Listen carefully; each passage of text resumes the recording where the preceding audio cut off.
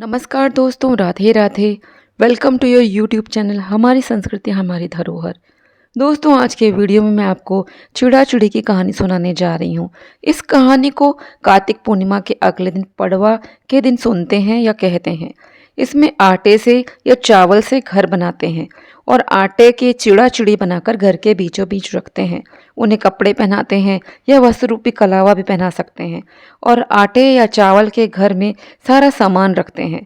चिड़ा चिड़ी, खील, बताशे या और भी अन्य मिठाइयाँ जो आपके पास हैं उसका भोग लगाते हैं। इस दिन हम मूंग की दाल की खिचड़ी बनाते हैं, आम का अचार रखकर ठाकुर जी को भोग लगाते हैं और खुद भी प्रसाद को खाते हैं। इस पूजा के लिए आपको यहाँ पे अनाज में चावल चाहिए या आप आटा ले सकते हैं। यहाँ पे आप दिए रख लीजिए, जितने आप कमरे बनाएंगे उतने यहाँ पे दिए रखने हैं। आपको यहाँ पे 2 कैंडल भी रखनी है, वो हम लैंप पोस्ट की तरह से घर के बाहर लगाते हैं। देखिए, मूंग की दाल की खिचड़ी रखनी है, आटा लेना है, इससे हम चिड़ा चिड़ी बनाते हैं। खील, बताशे, अक्षत और जिससे आपको मकान बनाना है वो चावल भी बिना टूटा होना चाहिए। हल्दी ले लीजिए, रोली ले लीजिए, पुष्प हो तो पुष्प ले लीजिए, मौली ले लीजिए, धूप रख लीजिए। चिड़ा चिड़ी को वस्त्र के रूप में हम कलावा अर्पित करेंगे, इसलिए कलावा आप ज़रूर रखिए। खील बताशे ज़रूरी हैं, अगर ना हो तो फिर कोई दूसरी मिठाई रख लीजिए। यहाँ देखिए दिए हैं, मैंने पहले भी आपको बताया यहाँ पे दिए चाहिए। दिए आपको जितने रूम बनाएंगे उतने चाहिए। मैंने यहाँ पे एक और मिठाई रखी हुई है, आप भी रख सकते हैं। दियों के साथ साथ हम यहाँ पे 2 कैंडल भी रख लेंगे। अगर आपके पास कैंडल ना हो तो कोई बात नहीं, आप वहाँ पे दिए ही रख लीजिए। ये देखिए 2 कैंडल मैंने यहाँ पे रखी। मैं घर के बाहर लगाऊंगी, एक लैंप पोस्ट जैसे होता है ना उसकी तरह से। यहाँ मैंने कैंडल भी रख लिया है। आपको ये पूजा अर्ली मॉर्निंग करना होता, सूर्योदय से पहले, या आप शाम के समय कर सकते हैं, क्योंकि दिए इसमें हमें जलाने होते हैं और दिए हमेशा हमें थोड़ा अंधेरे में जलाना होता है। ये देखिए, पहले हमने यहाँ पे एक बाउंड्री बना ली है। ये मैंने चावलों से बनाया है, कुछ लोग आटे से बनाते हैं। चावलों से मैंने पूरा घर बनाया है। चावल से कहते हैं माता लक्ष्मी भी प्रसन्न रहती हैं, वैसे तो आटे से भी प्रसन्न रहती हैं, अपनी अपनी सोच है। मेरे को ईजी लगा चावल से। यहाँ पे मैंने 6 रूम का प्लानिंग करा है कि मैं 6 कमरे बनाऊंगी, एक लॉन बनाऊंगी, तो उसी तरह से मैं बना रही हूँ। आपके जो कमरे बनेंगे इसमें देखिए वो खुले होने चाहिए, वो जॉइंट नहीं होने चाहिए, पूरे ओपन एक स्पेस होना चाहिए कि हर कमरे में एक दरवाज़ा खुलना चाहिए। ये देखिए मैंने हर कमरा बनाया लेकिन उसमें एक दरवाज़ा खुला है। या मैंने तुलसी जी अपने लॉन में लगाई हैं, फिर मैंने फ्लावर भी लगा दिया है, फ्लावर पॉट रखा हुआ है और बाहर देखिए हमारी एंट्रेंस भी ओपन है। अब हम वहाँ पे चिड़ा चिड़ी बनाएंगे। चिड़ा चिड़ी बना के इनकी पूजा की जाती है। चिड़ा जो है मैंने थोड़ा सा मोटा बना दिया है जिससे वो बड़ा सा लगे चिड़ा। चिड़िया थोड़ी सी छोटी पतली बना दी है। अब हम इनको आसन देंगे। मैंने अक्षत पे इन दोनों को बिठा दिया है, ये इनका घर है। हर रूम में मैंने एक एक दिया रख दिया, दिए के नीचे आसन देते हुए मैंने अक्षत रखा है। अब हम इन दीपों की भी पूजा करेंगे, रोली लगाएंगे, हल्दी लगाएंगे। इनके हर रूम में जो मैंने जितने भी रूम बनाए हैं उनको खाली नहीं छोड़ेंगे। सबसे पहले चिड़ा चिड़ी की पूजा करेंगे। चिड़ा चिड़ी को मैंने रोली लगाया है, अभी मोली भी पहनाऊंगी, हल्दी भी लगाया है। ये देखिए यहाँ पे मैंने मोली, ये वस्त्र नहीं है तो आप मोली चढ़ा सकते हैं, पुष्प चढ़ा दीजिए, मिठाई का भोग लगा दीजिए, खील बताशे हो तो उनका भी भोग लगाइए। अब देखिए हर रूम में मैं एक एक फ्लावर भी रख रही हूँ, फूल भी रख रही हूँ, इन दीपों की पूजा कर रही हूँ। ये माना जाता है कि कोई भी रूम जो है हमारा अंधेरे में नहीं होना चाहिए। कहते हैं कि पड़वा के दिन, कार्तिक पूर्णिमा के दूसरे दिन, जिसका मकान नहीं होता है अगर वो ये मकान बनाता है तो उसकी इच्छा जल्दी पूरी हो जाती है, उसका अपना मकान बन जाता है। आप किसी के लिए भी ये विश कर सकते हैं। अगर आपके पास मकान है तो अपने भाई हैं, दोस्त हैं, उनके लिए आप मकान के बारे में सोच के आप बना सकते हैं। यहाँ देखिए मैंने खील भी चढ़ाया है। कमरों को ऐसे नहीं छोड़ना, वहाँ पे भोग के लिए कुछ ना कुछ चढ़ाना है।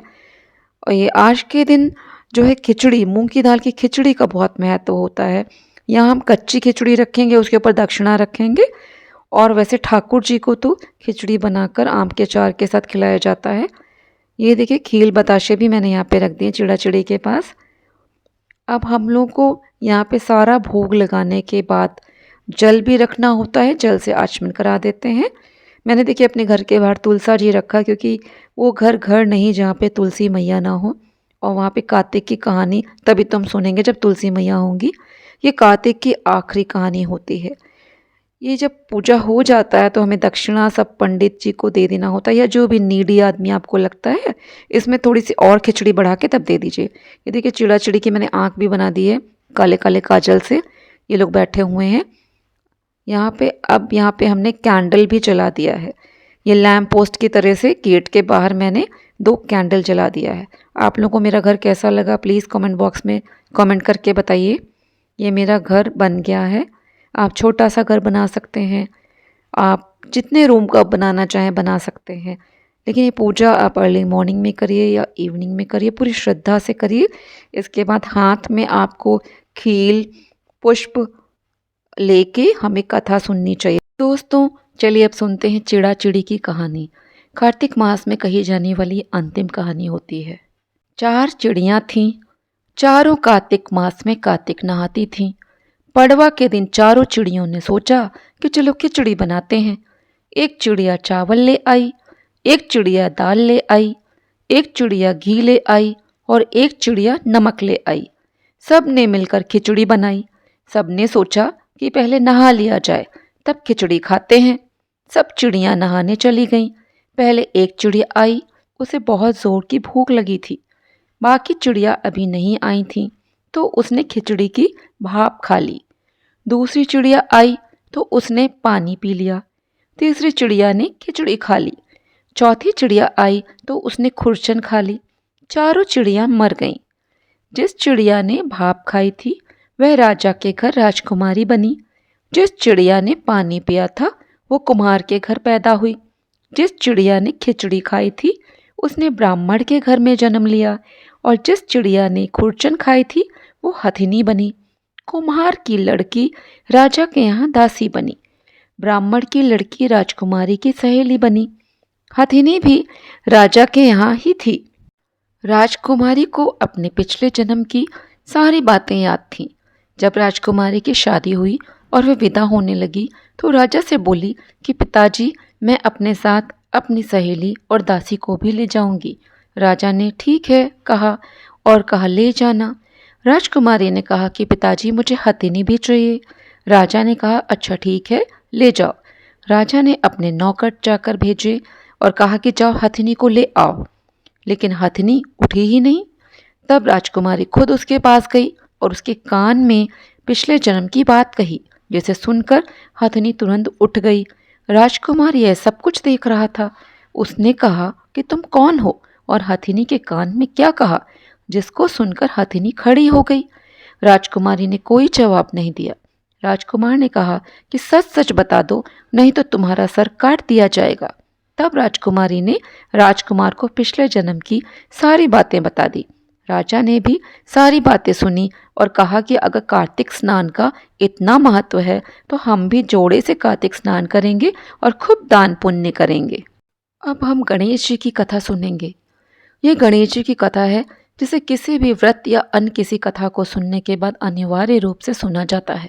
एक बार गणेश जी महाराज एक सेठ जी के खेत में से जा रहे थे तो उन्होंने 12 दाने अनाज के तोड़ लिए। फिर गणेश जी के मन में पछतावा हुआ कि मैंने तो सेठ जी के यहाँ चोरी कर ली। तो गणेश जी सेठ जी के 12 साल की नौकरी करने लग गए। एक दिन सेठानी राख से हाथ धोने लगी तो गणेश जी ने सेठानी का हाथ पकड़कर मिट्टी से हाथ धुला दिया। सेठानी सेठ जी से बोली कि ऐसा क्या नौकर रखा है, नौकर होके उसने मेरा हाथ पकड़ लिया। सेठ जी ने गणेश को बुलाकर पूछा कि तुमने सेठानी का हाथ क्यों पकड़ा। तो गणेश जी ने बोला मैंने तो एक सीख की बात बताई है, राख से हाथ धोने से घर की लक्ष्मी नाराज होकर घर से चली जाती है और मिट्टी से हाथ धोने से आती है। सेठ जी ने सोचा कि गणेश है तो सच्चा। थोड़े दिनों बाद कुंभ का मेला आया। सेठ जी ने कहा गणेश सेठानी को कुंभ के मेले में स्नान करा के ले आओ। सेठानी किनारे पर बैठकर नहा रही थी तो गणेश जी उनका हाथ पकड़कर उन्हें आगे की डुबकी लगवा लाए। घर आकर सेठानी ने सेठ से कहा कि गणेश ने तो मेरी इज्जत ही नहीं रखी और इतने सारे आदमियों के बीच में मुझे घसीटकर आगे पानी में ले गए। तब सेठ जी ने गणेश जी से पूछा कि ऐसा क्यों किया। तो गणेश जी ने कहा कि सेठानी किनारे बैठकर गंदे पानी से नहा रही थी तो मैं आगे अच्छे पानी में डुबकी लगवा कर ले आया। इससे अगले जन्म में बहुत बड़े राजा और राजपाट उसको मिलेगा। सेठ जी ने सोचा कि गणेश है तो सच्चा।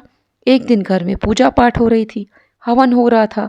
सेठ जी ने गणेश को कहा कि जाओ सेठानी को बुलाकर ले आओ। गणेश सेठानी को बुलाने गया तो सेठानी काली चुनरी ओढ़कर चलने लगी। तो गणेश जी ने काली चुनरी फाड़ दी और कहा कि लाल चुनरी ओढ़ के चलो। सेठानी नाराज होकर सो गई। सेठ जी ने आकर पूछा क्या बात है, तो सेठानी ने बोला कि गणेश ने मेरी चुनरी फाड़ दी। सेठ जी ने गणेश को बुलाकर बहुत डांटा और कहा तुम बहुत बदमाशी करते हो। तो गणेश जी ने कहा पूजा पाठ में काला वस्त्र नहीं पहनते हैं, इसलिए मैंने लाल वस्त्र के लिए कहा। काला वस्त्र पहनने से कोई भी शुभ काम सफल नहीं होता है। फिर सेठ जी ने सोचा कि गणेश है तो समझदार। एक दिन सेठ जी पूजा करने लगे तो पंडित जी ने बोला कि वो गणेश जी की मूर्ति लाना भूल गया, अब क्या करे। तो गणेश जी ने बोला कि मेरे को ही मूर्ति बनाकर विराजमान कर लो, आपके सारे काम सफल हो जाएंगे। यह सुनकर सेठ जी को बहुत गुस्सा आया और वो बोले तुम तो अब तक सेठानी से ही मजाक करते थे, मेरे से भी करने लग गए। तो गणेश जी ने कहा मैं मजाक नहीं कर रहा हूँ, मैं सच कह रहा हूँ। इतने में ही गणेश ने गणेश जी का रूप धारण कर लिया और सेठ और सेठानी ने ही गणेश जी की पूजा की। पूजा खत्म होते ही गणेश जी अंतर्ध्यान हो गए। सेठ सेठानी को बहुत धोखा हुआ। उन्होंने कहा कि हमारे पास तो गणेश जी रहते थे और हमने उनसे कितना काम करवाया। तो गणेश जी ने सपने में आकर सेठ जी को कहा कि आपके खेत में से मैंने 12 अनाज के दाने तोड़ लिए थे, उसी का दोष उतारने के लिए मैंने आपके यहाँ 12 साल तक कार्य किया। सेठ जी की करोड़ों की माया हो गई। हे गणेश जी महाराज, जैसा सेठ जी को दिया वैसा सबको देना, कहते को सुनते को और सारे परिवार को दे देना। जय श्री गणेश जी। अब कथा सुनने के बाद इस लोटे में जिसमें जल आपने रखा है उसमें आप ये पुष्प और खील डाल देंगे। फिर बाद में इस पानी को पेड़ों पे डाल देंगे। अगर आपने शाम को पूजा की है तो इसको शाम को मत डालिएगा पेड़ों में, इसको सुबह डालिएगा। इसके बाद आपकी पूजा संपन्न हो जाती है। अब यहाँ पे जो मिठाई रखी है, खील बताशे रखे हैं, इसका आप प्रसाद वितरण कर सकते हैं। और यहाँ पे जो चावल का आपने बनाया है मकान, इस चावल को एकत्र करके इसमें और चावल मिला के खिचड़ी आदि का सबका आप दान कर सकते हैं गरीबों में।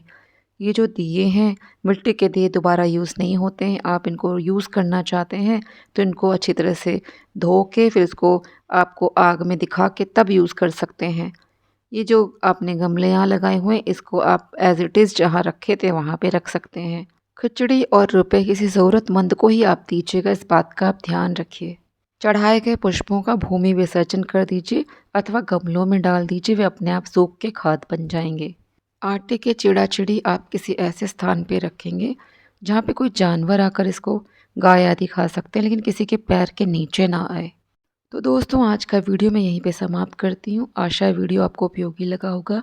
अपने नेक्स्ट वीडियो में मैं आपको बताऊंगी कि पतवारी जी का विसर्जन कार्तिक पूर्णिमा के दिन किस प्रकार करना है और तुलसा जी का यदि आपने विवाह करा है तो उनकी विदाई किस प्रकार करनी है। तो मिलते हैं नेक्स्ट वीडियो में। जय श्री कृष्णा, जय श्री राधे।